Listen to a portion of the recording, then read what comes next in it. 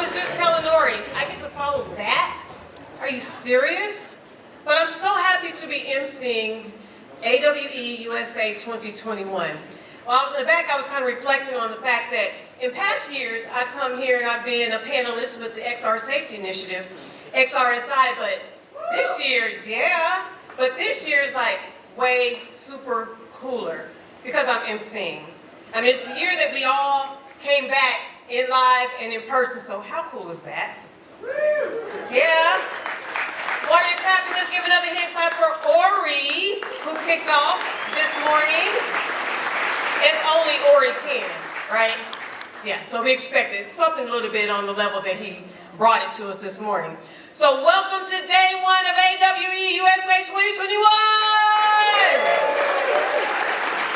Yes!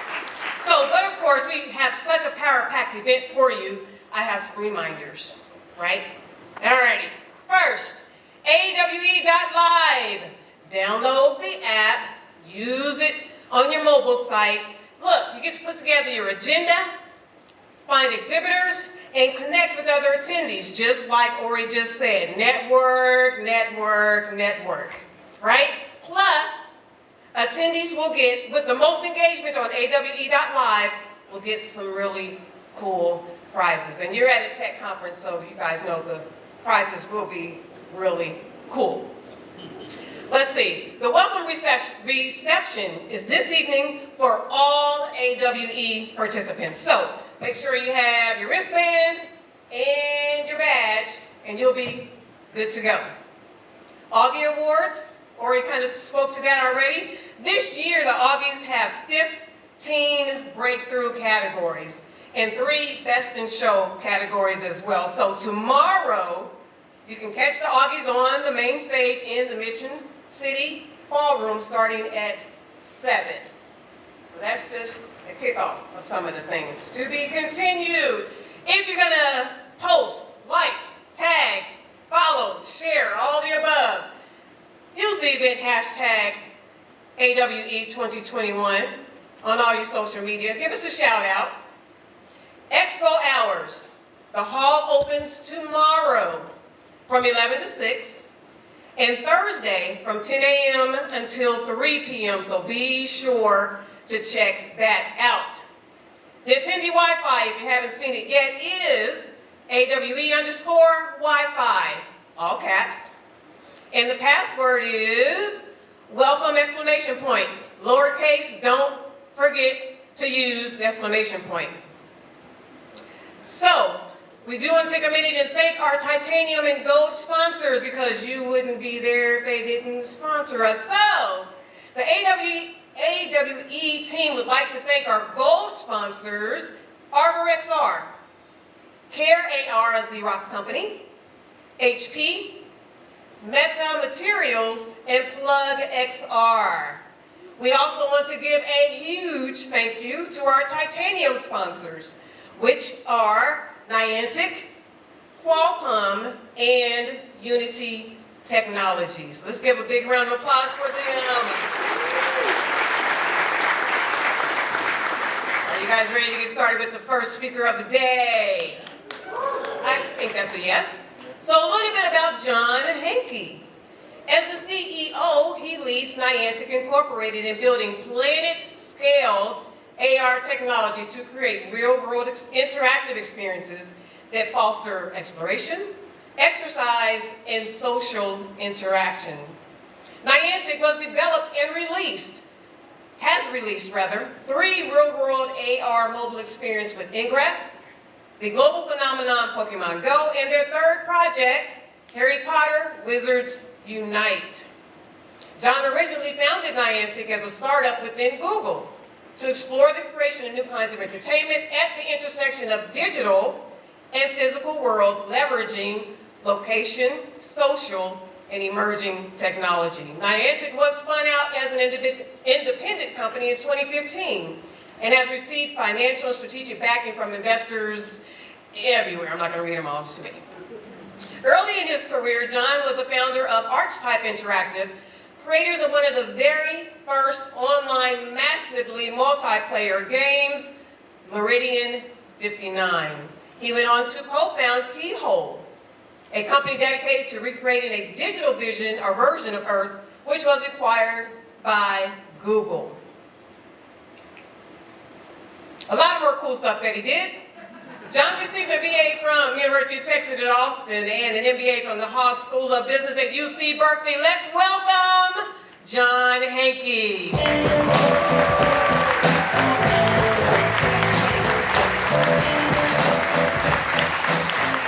right, thank you, April, for that generous introduction. All right, again, welcome to AWE 2021.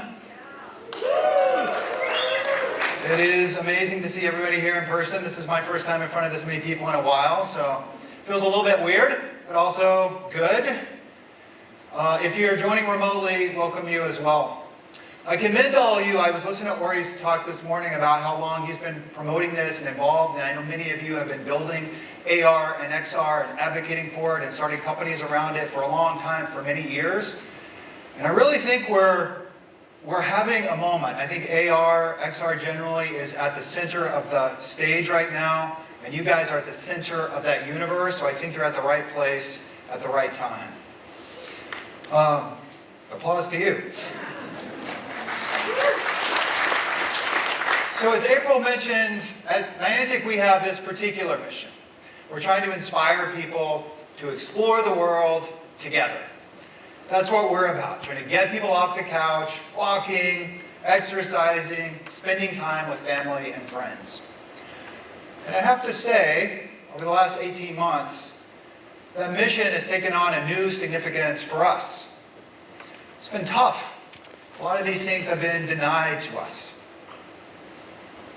Looking back, tech has helped to try to sort of bridge that gap. I mean, it's helped me stay in touch with my family. It's helped many of us continue to operate our companies, despite everything that's been going on. But I think we'd have to admit that as much as it's done for us, there's also a gap that it hasn't been able to fill. Those days of just sort of exhaustion, from too many hours in front of Zoom, then delivery food, then too many hours of Netflix, in my case, it leaves a void. And I think that's why so many of us are happy to be here today and happy and eager to get back out and rediscover our favorite local neighborhood restaurant, our favorite parks, go see family, go on trips to go see our favorite places. And I think augmented reality can play an important role in supporting that kind of behavior. The stuff that we are basically evolved to do as human beings. And it's that lens that I want to use to talk about what's going on in XR and spatial computing. So I do want to touch on three themes, and the first of those, yes, Ori nailed it. We are going to use the M word here, so don't get alarmed. But we're going to talk about the real world metaverse. Talking about using tech to build a better world. Using everything that we've been working on to help people lead richer and more fulfilling lives. I think we can do that. Second, I want to talk about Lightship, launched yesterday, and how we all can work together to build this better reality.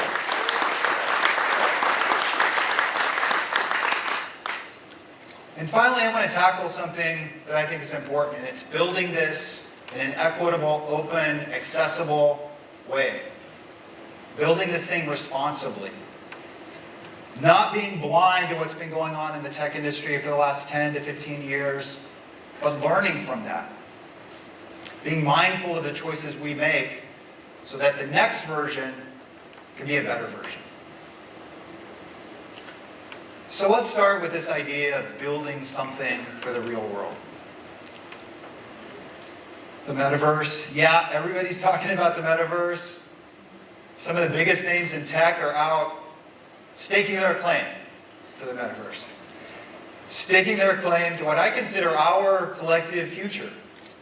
Some of those companies have gone so far as to change their name to show how focused they are on the opportunity. So this morning, I want to announce the new name for for Niantic. Dear to all of you. I'm not gonna do that. Joking aside, let's not mistake the importance of this moment, though. We are at the precipice at one of those big platform changes that happen every once in a long while in tech. It's an important moment, and the decisions that we make now about what we build and how we build it are going to affect this industry for decades to come.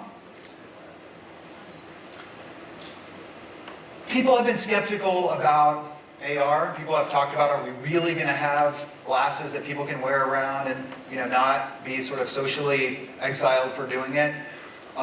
We've been working at this frontier, and we're not quite there. But I'm a believer. I absolutely think this is a trajectory that we're on with technology, where it becomes smaller, gets out of our way, moves to a wearable form factor. This big transition to AR is going to happen. And yes, there are going to be failures. We've seen some already. We can joke about them. That's the way it's always been with these platform transitions, and we probably will see more failures before we see the big successes. It's going to come in fits and starts. I was around, I'm old enough to have been around, I'll admit that, for several of these platform transitions. I think all the way back to the advent of the personal computer, coming from mainframe and mini computers. And back then, big predictions were made, but these things were they were toys. We played games on them, maybe we programmed games on them. And yet, they ultimately became indispensable. And we do have a computer in every home, and we rely on them for almost everything that we do. Same thing for the internet. Coming out of government research, early online access was a hobbyist plaything. Bad modem connections, bulletin board services, maybe some online games, a little bit of AOL and CompuServe. Grand visions for what impact that tech would have, but it took a while. Ultimately, though, we all did get connected.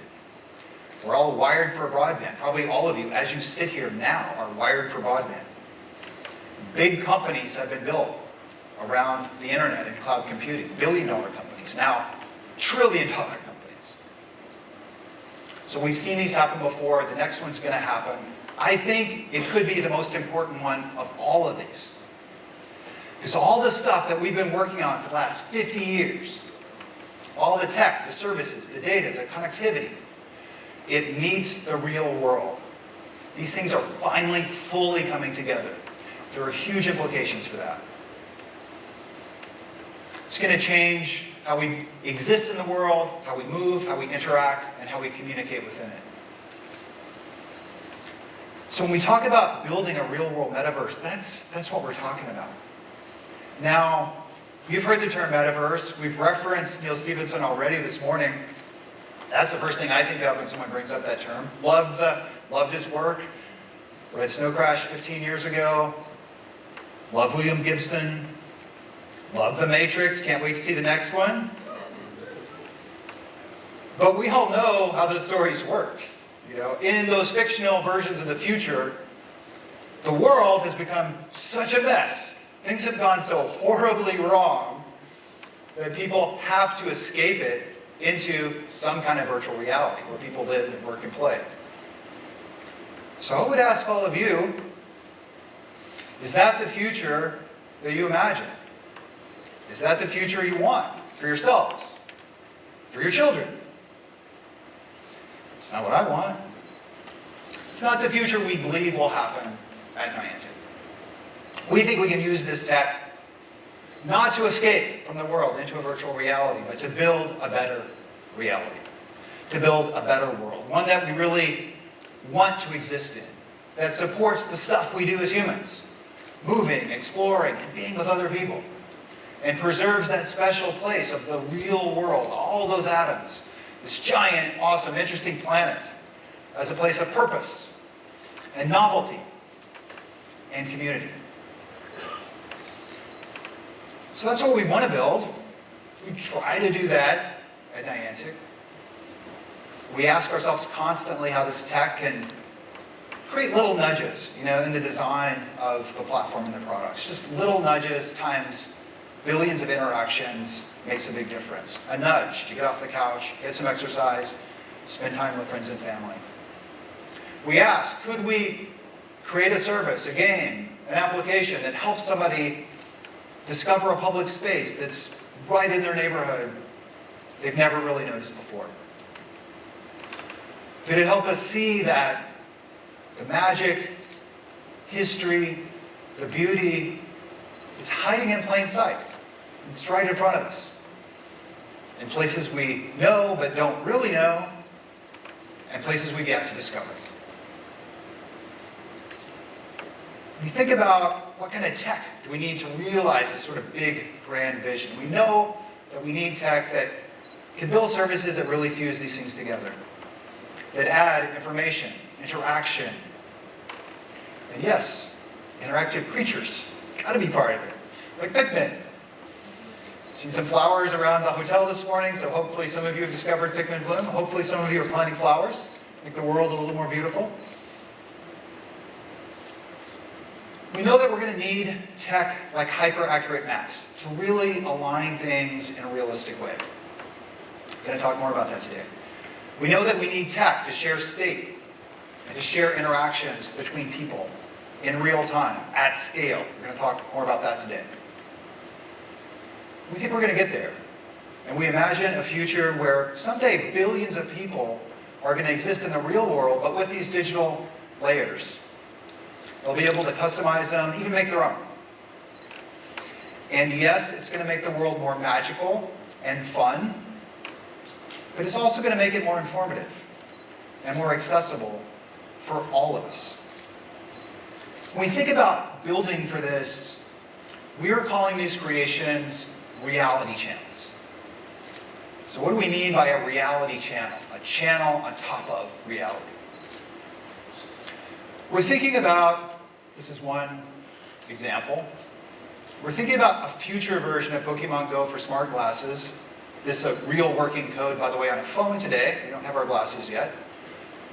But a version where your virtual creations really feel like they exist in the world. Like the Pokemon are living at the neighborhood park. They're just waiting for you to go and discover them and interact with them. And with services like this, we can educate, entertain, guide, and assist people, and really transform everyone's daily life into something that's just a little bit more magical. So we think this shift, this next computing platform that you all have been working so hard on for the last many years, the creation of these kinds of services and applications like reality channels, huge opportunity, I think. Huge opportunity for Niantic certainly, but for everybody who is building this together. It's an opportunity to, number one, build some important and valuable companies, many of them. We've seen that happen before. But maybe even more important than that is the opportunity for us to shape this technology. Decide how much humanity, how much human values get incorporated into this next version of tech that we use every day, all the time. All that collectively is going to determine our impact on the world and what we leave behind for future generations. Okay, big vision. Let's get down to brass tacks. How are we going to do this together? We took a big step yesterday for Niantic. We're opening the vaults of tech and data, and we launched the first part of the Lightship platform. It's available now worldwide to all developers, available for download.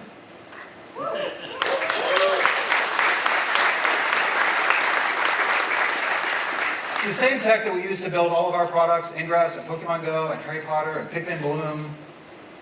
It's now available here to you. So the part that we launched yesterday is specifically the Lightship AR Development Kit, the Lightship AR DK. It's our first drop, our first installment of Lightship. Very excited about it, and I hope it's the first chapter in a long story of us together building this better future. Got lots of devs already signed up, lots of cool demos starting to stream in. Some of them you've seen, I'll show you some more this morning. So looking at it in more detail, there are three components.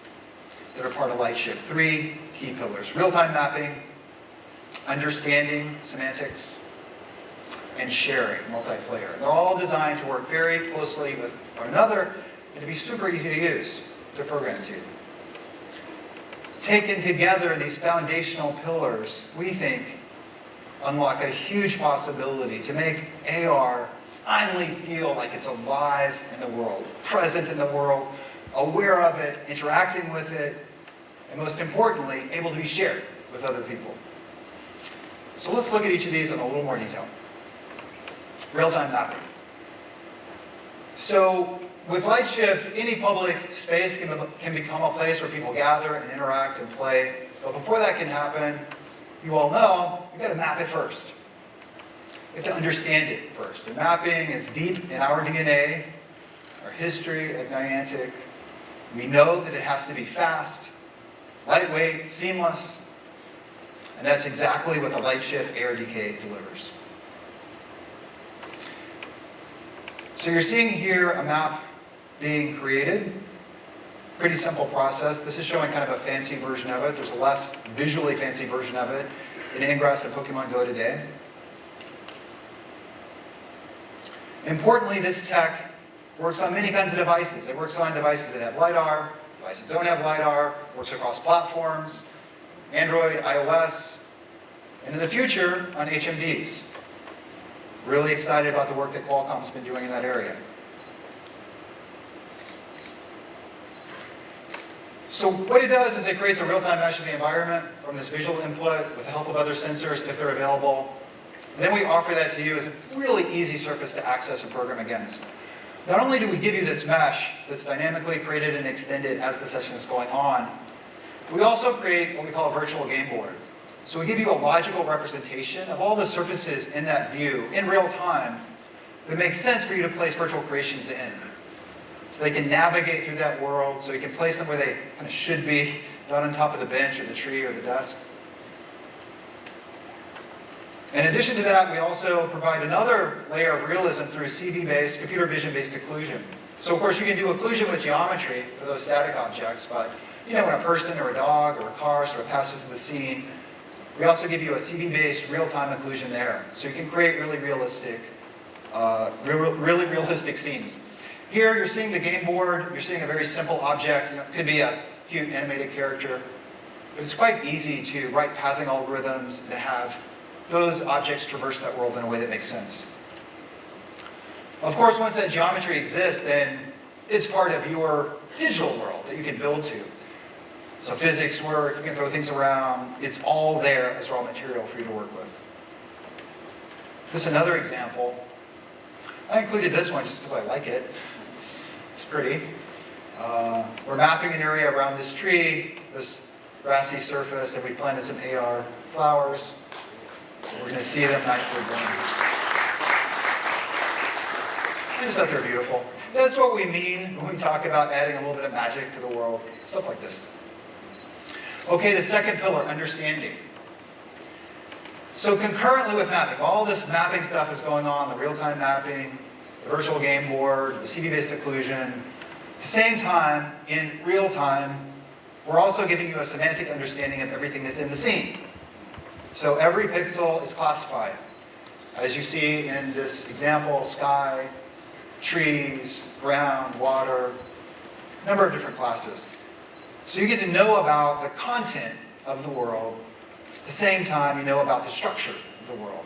Really incredibly powerful to be able to use those things together. Again, making your virtual creations really grounded in the world. You can react to it now. You can do sensible things. Your favorite cute animated character can ask to be taken for a walk to the park. Wants to see a flower. And you can know when that happens very easily. We've been promised monsters on buildings since the beginning of AR. I'm happy to say that we can finally deliver monsters on buildings. In this case, it's a beautiful butterfly.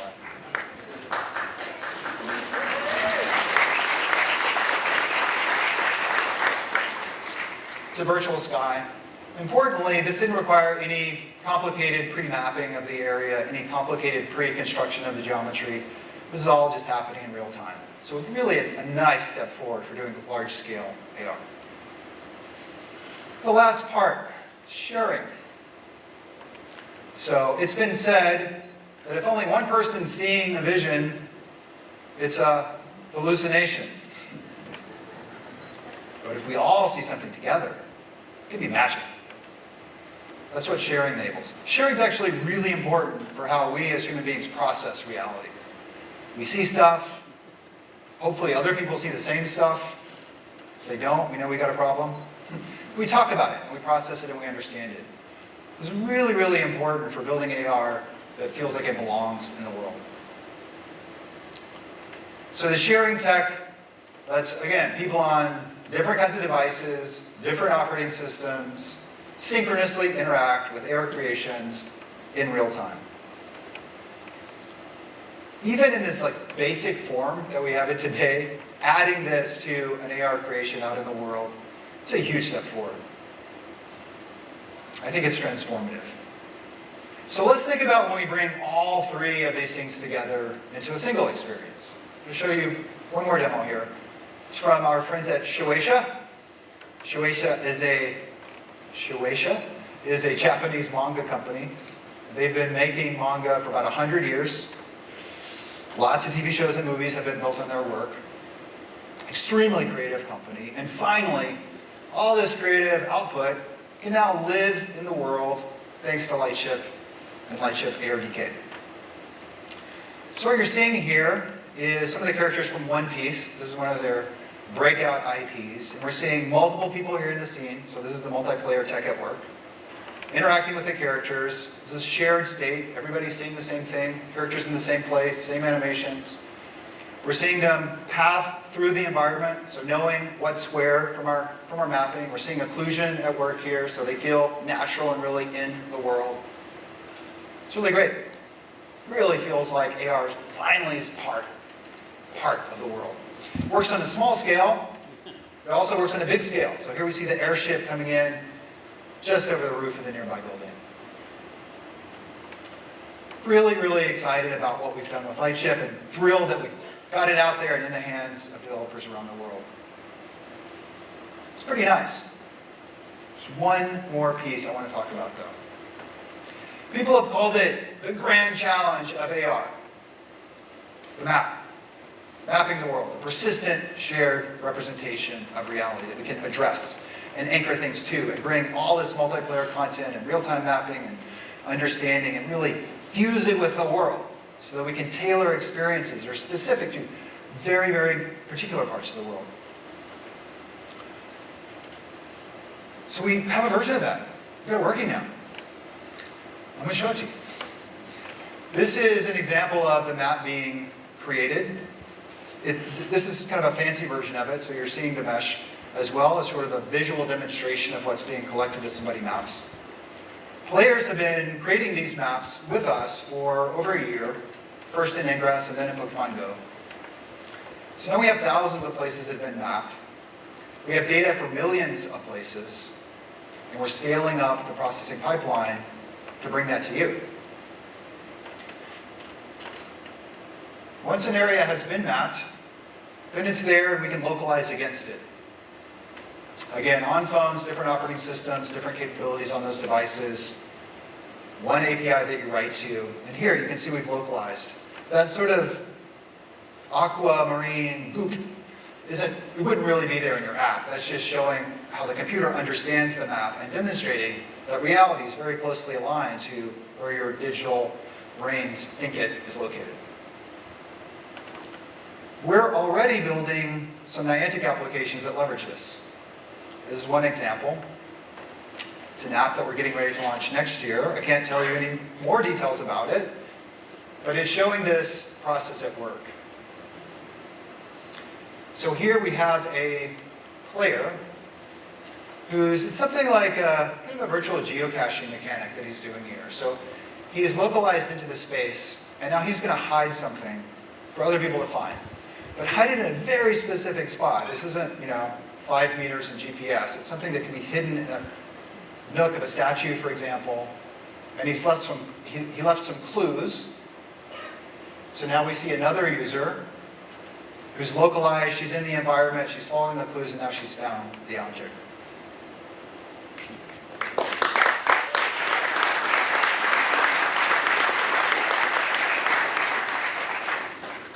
I think you can see from the expression on her face that it really is magic when it works. So the Niantic map is what we're calling it. Some people call this stuff visual positioning systems, virtual positioning systems. I just call it the map. Will be available as part of Lightship next year.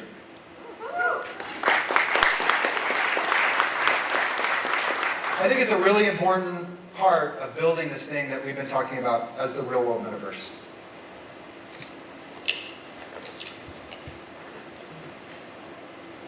I want to pause and take a sip of water before we launch into this next part of the pre-zone. This is about us working together to learn from the past and build this thing in a responsible way. As excited as we are about the tech and what we can do with it, and we are very excited at Niantic, and as excited as we are about what developers around the world like you can build in AR, we recognize that this next phase of computing, this platform transition, it carries with it some big-time responsibility. Something that we're cognizant of, and I think all of us, including everybody here at AWE, we're going to have to come to terms with this, because we're going to be making decisions about what this looks like in terms of platform and product, and how much humanity, how human values come into play as we define this future together. I'm not here to tell you how to run your companies or what kind of products that you should build. I can just share my personal experience and our experience at Niantic. But I can challenge you to see this for what it is, to stop and think, because we're at this precipice. And the decisions we make now are going to shape that world that we pass on to future generations. I think it's an important moment. These things come along once every decade or two. I think it's an important moment in history. It's one of the most important moments in tech in the last 10, 20 years. Why? Well, we all know what's going on, okay? All of us, we've seen what happens. We put a small, connected computer in the hands of a few billion people around the world. We allow all those people to communicate, to share information in real time with one another. It's changed the way all of us lead our lives, certainly. It's been nothing short of transformative for humanity. But I think we've all begun to see that there's some downside here in terms of tracking, in terms of privacy, and in terms of the behaviors that the platforms and applications can be engineered to encourage in us. And as this tech breaks out of a 4-inch screen in your pocket and is superimposed into the world, that impact on all of us is going to be magnified. And that means our responsibility is equally magnified. The metaverse, like the internet, is going to connect billions of people. It will have standards, just like the internet does, for how we treat one another. Civil? We not? What and how we communicate? Is it truthful? Is it not truthful? How do we treat people we disagree with? It's going to have all those problems that we've got right now. But think about it. When we combine that with the real world, it becomes an even bigger responsibility. Right now, we're building AR glasses that show us what this future is going to look like. We're building a reference design with Qualcomm. Really excited about that partnership. Others are building glasses as well. We've got a pretty good idea of what immersive AR is going to feel like. It is coming. But when you think about the implications for something like tracking, tracking clicks, that's one thing, okay? And we're wrestling with that. The industry's wrestling with that. Big companies are clashing over that right now. But think about a wearable device that's with you all day long, and it's on your head, probably knows where you're looking most of the time, where you're focused. Maybe it knows about other things too, like your heart rate, and My smartwatch right now knows my heart rate. Notice where you're looking. You see a product, an advertisement. What happened to you physiologically? Did your heart rate go up? What about if you see a person? Maybe your glasses recognize that specific person. What did your heart rate do? Think about your eyes and vision. What specifically are you looking at in a scene at any moment in time when you're out there in the world? Did your pupils dilate when you see another person? What about your emotions? Getting pretty good at predicting that too. Were you happy, sad, anxious? The thing is, this is not science fiction. We talked about Neil Stephenson. This is all real. Tech can do what I just described right now.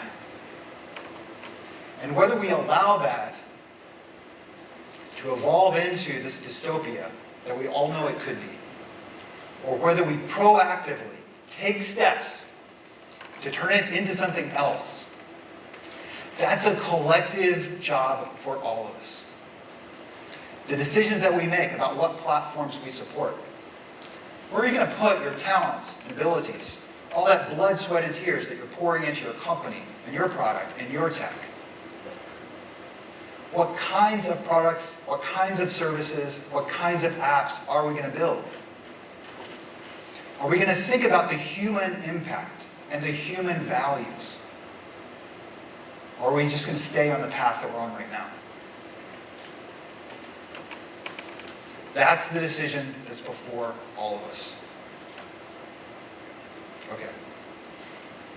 I know that's a heavy message to lay on all of you as we're starting this exciting conference.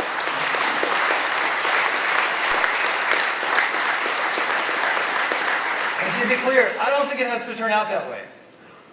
It's up to us, but it doesn't have to go in that direction. At Niantic, we definitely see a future where we collectively can make the kinds of choices that use this tech in incredibly positive ways, that reinforce the best of what the world has to offer, that draw people together, enable them to have fun and share experience together, and ultimately unite us, unite people, unite human beings, rather than divide us. With that, I want to close with two invitations. One is, if you found this at all interesting in terms of thinking about the future of the metaverse, the future of this technology, Lightship, come and see us starting tomorrow. Our booth is open. We've got people that would be very happy to talk to you. Also, if this whole in-person thing is stressing you out, we have a quiet space that we set up. It's a meditation space. I meditate from time to time, so if you just want to go chill out, we also have a nice space for you to go and do that.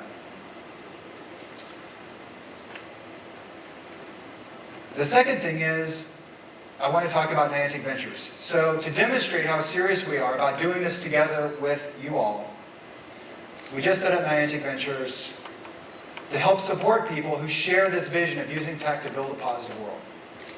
So if that's you, come and talk to us. If you're excited about building an inclusive future that makes people better people, so much the better. If you're building stuff that gets people outside and moving and exercising and socializing with other human beings in real life, then we're much more inclined to support your work. So if that's interesting, please reach out. There are online ways to get in touch with the fund, and there'll be people tomorrow at the booth that can connect you. So I'm excited about the moment we're in.